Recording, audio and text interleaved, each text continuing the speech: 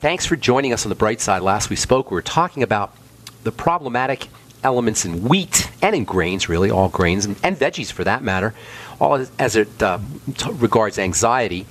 We've been talking about anxiety now for about a week or so. And then once we finish this up, we're going to continue talking about nitrogen and nitric oxide. There's an important nitric oxide component to mental health and anxiety issues as well.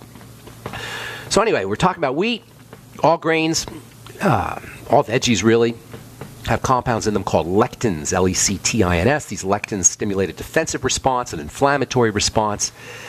These plant compounds are recognized or interpreted by the body as a marker for an invasion. So we eat these compounds, they get into the digestive system, they can get into the blood even, and they stimulate a defensive response. They tell the body that the body has been invaded, and indeed it has, by a plant, or by a vegetable, or by a grain. And it's this defensive response that accounts for a lot of problems. Defensive response means inflammation. You know, inflammation is a really interesting word that gets thrown around a lot, especially in the world of medical marketing and pharmaceutical marketing. There's a commercial out now where, I think it's for Crohn's disease or some kind of bowel disease, where the lady says in her most scary voice that our intestinal disease, I love this, she goes, our intestinal disease may be caused by damaging inflammation. Ooh, damaging inflammation. And now you got these alternative doctors and practitioners of so-called evidence-based medicine, functional medicine. I'm highly suspicious of this, by the way. If you ever hear somebody, doctor, say, well, I'm not a regular doctor, I do functional medicine, really what they're saying is all they do is just more tests, more diagnostics, and then they recommend vitamins instead of recommending drugs. Supposedly a little bit better, but they don't really address the core, the bottom line of disease states. Anyway, inflammation is becoming recognized as a precursor to disease, which is a good thing. Inflammation is really a precursor to disease, but the problem with this kind of marketing jargon associated with the word inflammation is we don't really know, we're not really told what inflammation is. If you understand what inflammation is, you know you don't need a doctor to address inflammation. You don't need a medical intervention to address inflammation. Inflammation is a defensive response. And whenever you have a defensive response, the only real thing you need to understand is what the offending agent is. So inflammation is a defensive response.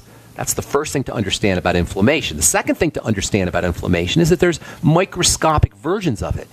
When we think of inflammation, we tend to think of swelling in your ankle or a black eye or something along those lines where you can kind of see the inflammatory response. But there's a microscopic version, a cell version of inflammation. And this is really where the problems begin. The cells become inflamed, or the area around the cell becomes inflamed. It's a way that the body has of protecting itself, sequestering an invasion, if you will. Creating a beaver's dam or a wall around a problematic area to quarantine it. That's what inflammation is. It's quarantine. The body will secrete fibers and fluids and kind of block off that area. And this is a big problem. Now, if it happens once in a while, it's not a big problem because it's functional. It's protective. But if it happens over and over and over again, eventually you get these little pockets of beaver's dams, and these are little pockets of areas in the body, microscopic at first and then larger, that aren't getting fed, that aren't getting detoxified, and that aren't getting oxygen. And then, of course, that leads to more inflammation because without being fed and without being detoxified and without being oxygenated, areas become dead. Cells die, and so the body has to have more inflammation, more beaver's dam, more brick walls around the area, and then you get more starvation, suffocation, toxification, which leads to more inflammation, and this downward spiral continues. For many of us, it goes on for decades. If we have a digestive issue that results in an inflammatory response at birth or when we're infants and we don't do anything about it, by the time we're 50 or 60, you're going to have large areas of this inflammation. It starts off microscopic, but eventually it's going to become macroscopic, and that's a problem. It's a big problem. In fact, it is really the cause of degenerative disease. Long-term inflammation that follows attack. Attack. That's the word. That's really what we should be focusing on. Not the inflammatory response, but the attack. The medical model wants us looking at the inflammatory response because it can do something about the inflammatory response. The attack part, we don't need a doctor for that. We don't need the medical model for that. So they're not going to tell you about the attack part. They're going to tell you about the anti-inflammatory part because that's where the drugs come in. So if you got a health condition that's degenerative, that's long-term, that's chronic, you have an inflammatory problem. And if you have an inflammatory problem, you have an attack. And if you have an attack, the only question we need to know to mitigate or to reduce the inflammatory defensive response is what the heck is attacking the body. The simple-minded strategy about inflammation does not take into account that it's a defensive response, and as long as there's an offending agent, the inflammation is actually protective. The trick to dealing with inflammation, which is behind all degenerative disease, is not to shut it down with anti-inflammatories. That's stupidity. Capital S, stupidity. Anti-inflammatories drugs are among the most deadly drugs of all. Aspirin, I'm talking aspirin, plain old aspirin, and Motrin for that matter. The trick to dealing with inflammation is not to shut it down, but to remove the stimulus, especially food stimuli, and it's so easy to do. All right, I'm Pharmacist Ben. We'll continue when we come back from our break. You're listening to The Bright Side. Okay, so inflammation is defense, period. Microinflammation means something has been getting in the body, and the body is defending itself. The trick to dealing with inflammation is not to shut it down. That's the iconic example, the classic example of the utter intellectual bankruptcy and scientific ignorance of the medical model. To shut down inflammation is stupidity of the highest degree, with the exception, of course, of immediately for pain or for some kind of life-threatening emergency. But to use anti-inflammatories on a long-term basis is just flat-out bad science. Bad strategy. The trick to dealing with inflammation, which is the marker of an offending agent, and it's behind all degenerative disease. Clearly, there's an inflammatory aspect to all degenerative disease. The trick is not to shut it down, but to remove the stimulus, which in many cases, most cases probably, is food, especially grains and lectins. Dairy's a problem. Eggs can be a problem. Anything really theoretically can be a problem, but eggs and dairy and grains are usually the big problems. Legumes also, seeds, beans. The primary lectin in grains is something called WGA, which stands for Wheat Germ Agglutinin. Actually, I don't want to say the primary lectin, but a major lectin, especially in wheat. Wheat Germ Agglutinin, and this is not gluten. Gluten is completely different. Gluten is technically not a lectin. Gluten is technically just a sticky, gooey, glue-like protein. And it glues the intestines, metaphorically speaking, maybe even literally in a sense. So gluten-free still can get you lectins. This is so important. Gluten-free can still get you lectins. Just because you're doing gluten-free doesn't mean you're out of the woods. You've got to go by your symptoms. I have so many people call me and tell me, well, I'm gluten-free, but I still have my arthritis. I'm gluten-free, but I still have my digestive problems. Please, the gluten-free thing is a cliche. It's marketing jargon. Gluten-free doesn't mean you're out of the woods. It's just a way to sell you gluten-free brownies. You still have to pay attention to your specific personal symptomology in response to what you're eating. One of the major targets for WGA, and other lectins for that matter, is glucosamine. The body is loaded with glucosamine. The joints contain glucosamine. The blood vessels contain glucosamine. The brain contains glucosamine. Red blood cells have glucosamine on them, and WGA, which stands for Wheat Germ Agglutinin, which is a fancy way of saying it agglutinizes or globs up red blood cells. It causes clotting. The reason it causes clotting is because it affects the glucosamine on red blood cells. And this whole glucosamine, agglutinin, WGA, lectin relationship is important for mental health. Brain cells are targets for lectins.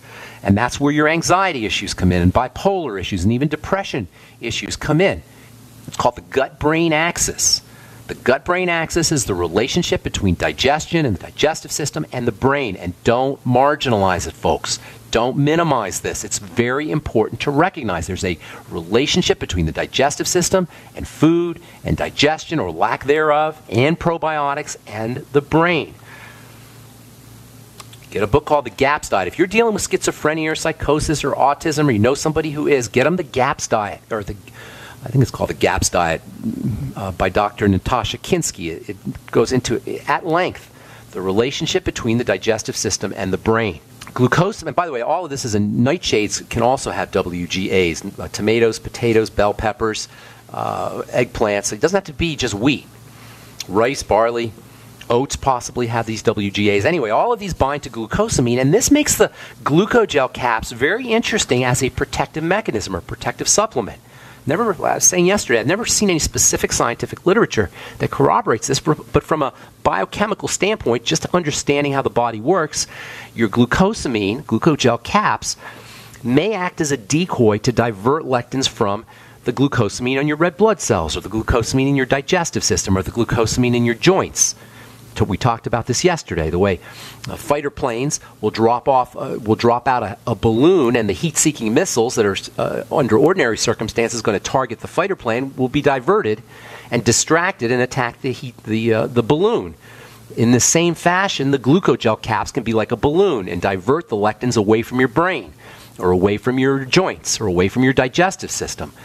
So if you do think you have a problem with lectins or WGA or grains, you may be able to get some benefit. You may be able to eat your grains and get some protective benefits from the glucogel caps. And by the way, whole grains are really not much better than well, they're better, but they still have their problems. A whole grain is a grain that's got its three main edible components. It's got a grain has three major parts to it. It's got a bran part, which is kind of like a coating. It's got the germ part, which is concentrated nutrients right in the middle of the grain. And then it's got the starch, which is the bulk of the grain. That's technically, they call that the endosperm, and that's the sugar. That's the part we all love. We don't love the bran. We don't love the germ. We love the endosperm, and marketers know that. They know it good and well. And so what they'll do is they'll get rid of the bran, and they'll sell it to you in a cereal probably.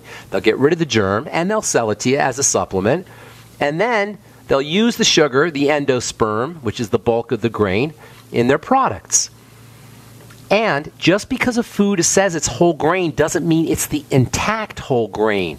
They can grind the thing up and then mix in the endosperm and the bran and the germ, and then they'll call it a whole grain. But we don't really necessarily know how much germ is left. We don't know how much bran is left. And we don't know how intact the nutritional value of the bran is or the germ is. So just because something says it's whole grain doesn't mean it's good for you. Even though the government tells us, and by the way, the food pyramid and the so-called food plate now, you think that's just there because the government loves us? They love our health? They want us to be healthy? No. It's there because they want to support industry. Not that there's anything wrong with industry, but it's not health. So don't be bamboozled by government recommendations. Don't be bamboozled by the food pyramid that says, or the food plate they call it now, it says you got to have 4, 5, or 8 servings of grains a day. You'd be better off staying, for most of us anyway, staying away from them no matter what the food plate tells you. And on top of all that, once you crush up the grains, once you expose those nutrients to oxygen and to light, you destroy the nutritional value. All right, hang tight. We'll finish up and take your phone calls as well when we come back from our break. I'm Pharmacist Ben. 844-236-6010 is our number. Got lines open for you. We'll be back right after this. Okay, I got correction here. Gut and Psychology Syndrome is the name of the book. My friend Stathis just emailed me or texted me. Hey, Stathis, glad you're listening.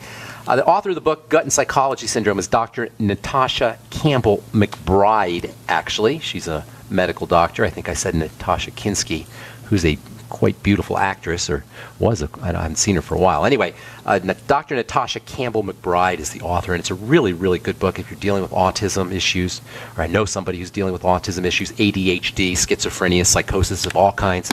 It's a wonderful, wonderful book with recipes and lots of great ideas, and also explains somewhat scientifically and somewhat technically about the link between the gut and the brain, the so-called gut-brain axis. Don't marginalize it, you guys. If you have depression issues, anxiety issues, while all these have to be addressed from a psychological perspective, certainly, there's a lot you can do by focusing on digestive health and digestive wellness. This is so important. The digestive locus of disease, the core of the disease process, the chronic degenerative disease process.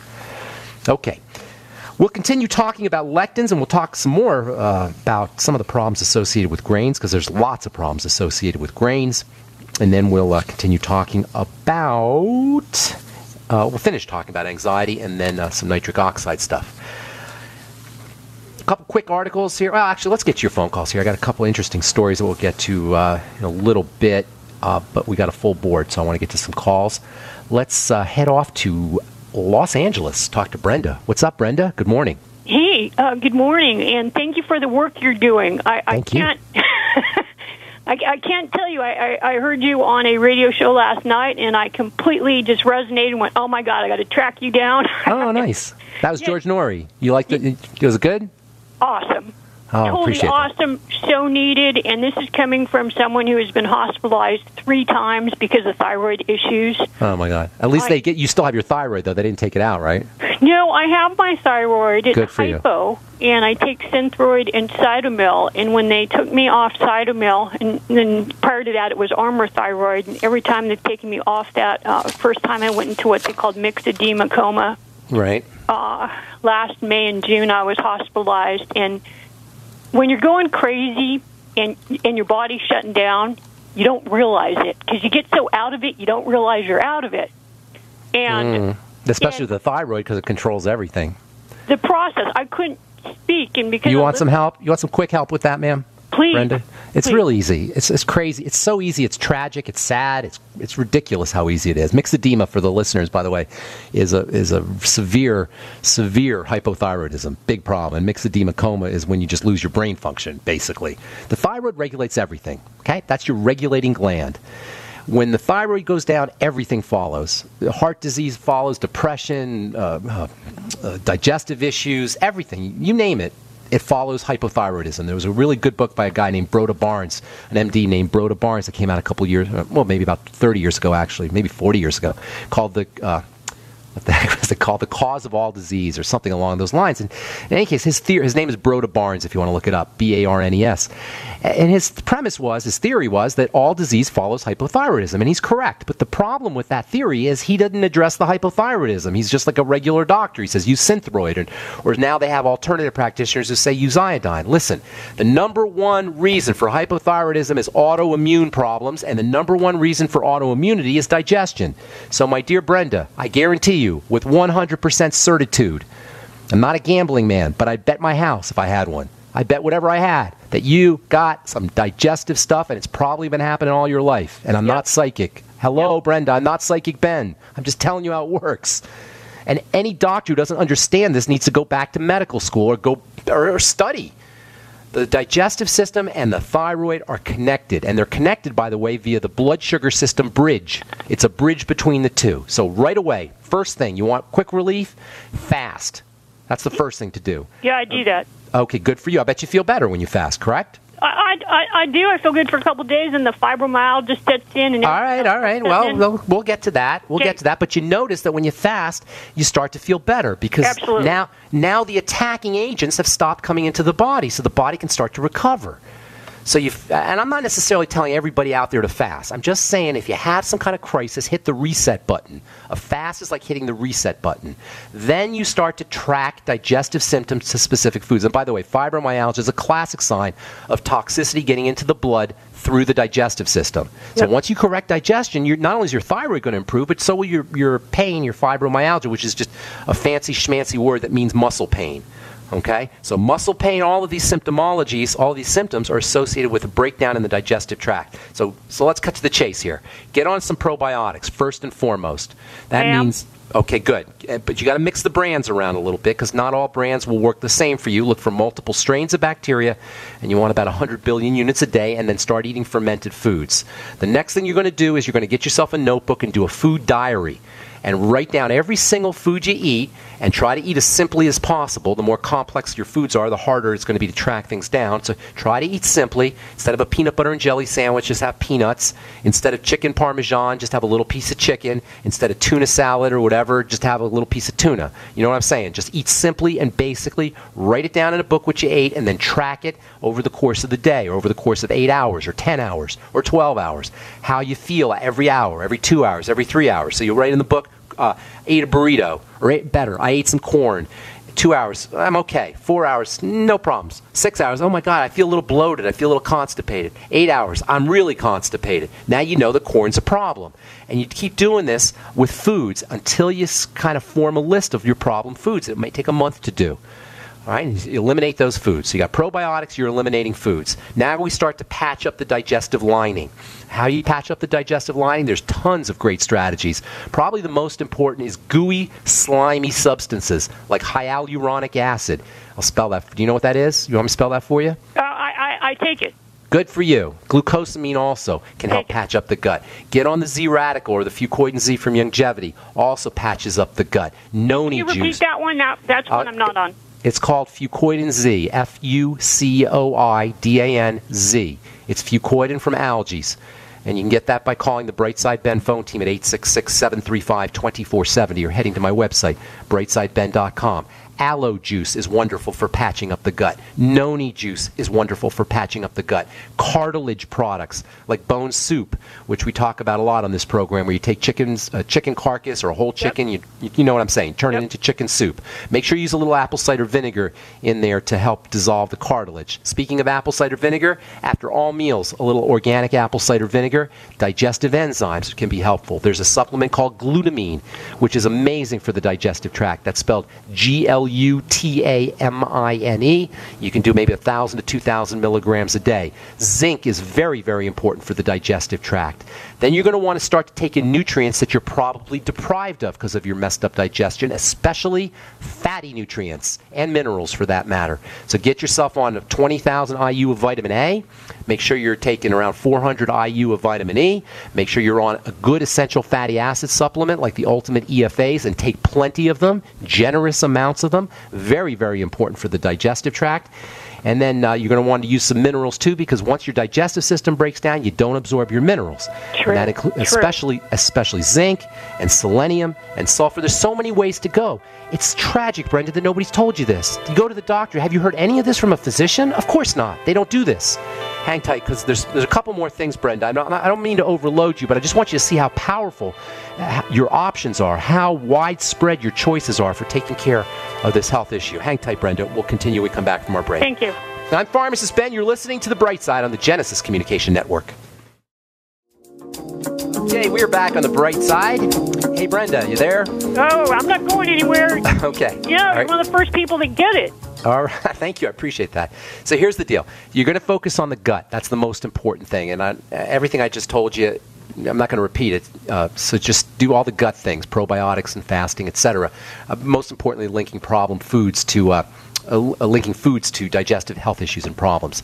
The second thing is going to, after the digestive system is addressed, you're going to want to stabilize the blood sugar, and that means making sure that you're staying away from anything that drops it. Anything that makes you go into hypoglycemia is going to cause problems with the thyroid via the adrenal glands, and so you need to keep the blood sugar stable, and there's lots of ways to do it, but the most important is not to eat foods that spike your blood sugar, and that means all the foods that most people eat. So basically, you're going to be wanting to focus on the digestive system, then you're going to want to focus on the blood sugar system. Last but not least, because of the connection between your stress glands, those are called your adrenal glands, and the thyroid, anything that happens to you that causes adrenal distress, and that includes digestive problems and low blood sugar, but it also includes things like poor breathing techniques and emotional or psychological stressors. So you need to learn how to activate the relaxation response, and this is very, very important. Deep breathing is probably the most significant way to do that. If you have a smartphone, get an application called My Calm Beat or bio breathing, and learn how to practice slow, and I emphasize the word slow, deep, and I emphasize the word deep, breathing in through the nose and out through the nose, especially on the exhale. And by the way, more than likely you're constipated, correct? Not so much, but what I am is I'm freezing.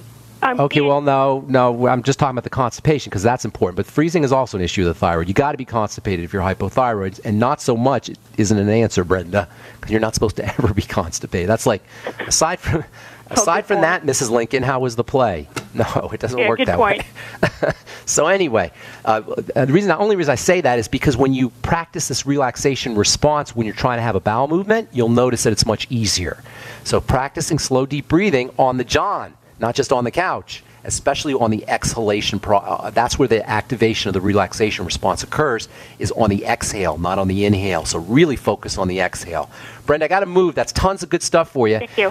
Thanks so much for the kind words. And feel free to send me an email, ben@ksco.com, if you have any other questions, or you can always call back. And thanks so much for your kind words. I really appreciate it. Thank you. I appreciate you. Thank you. Thank you, Brenda. God bless.